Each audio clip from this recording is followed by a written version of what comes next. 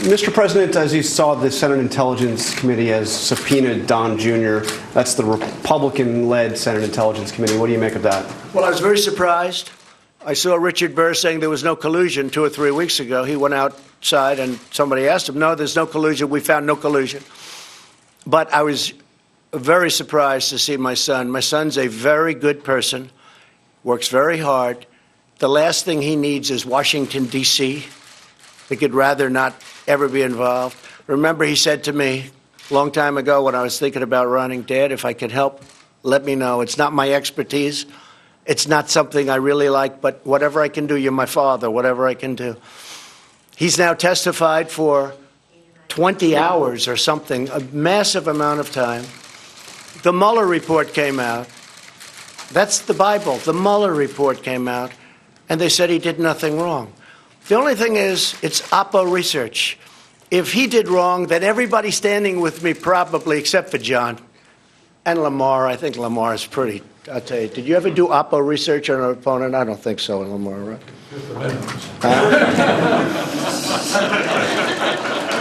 And I know John Barrasso never did opposition research because he's a fine, fine man. But I would say 99% of the rest of the folks. So they didn't, but what they didn't discuss is this woman that came in, who I watched her on the Today Show when it all started. Oh, I'm just an innocent. Well, nobody even knows, although the halls of Congress know her very well, because for years she's walked around all over Congress. She came in, and she left, supposedly, GPS Fusion, goes and meets for a short period of time with my son and some other people. They talked about a subject as very well, advertised and put out, which is nothing. It was a nothing meeting. In fact, Jared left. He said, get me out of this meeting. This is a waste of time. She then went back to GPS Fusion. They were the ones that wrote the phony dossier.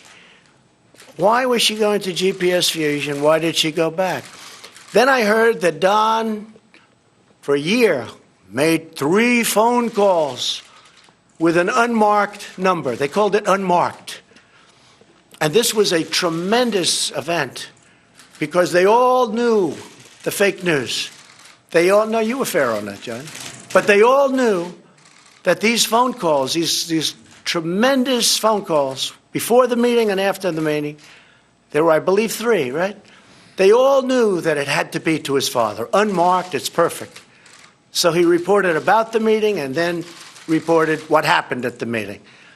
Except after looking and spending a tremendous amount of time and money, they were able to go back years and find out who made the calls.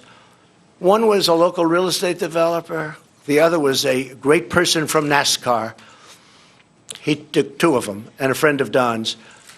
This went on for a year and a half. John, you heard all about the phone calls to, obviously, the father, where I never knew about the meeting.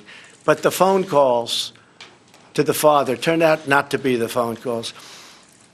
My son is a good person. My son testified for hours and hours. My son was totally exonerated by Mueller, who, frankly, does not like Donald Trump, this Donald Trump. And frankly, for my son, after being exonerated, to now get a subpoena to go again and speak again after close to 20 hours of telling everybody that would listen about a nothing meeting, yeah, I'm pretty surprised. So should he fight that subpoena? Well, we'll see what happens. I'm just very surprised. I really am by it. Yeah. What did Iran do to prompt you to send an aircraft carrier to the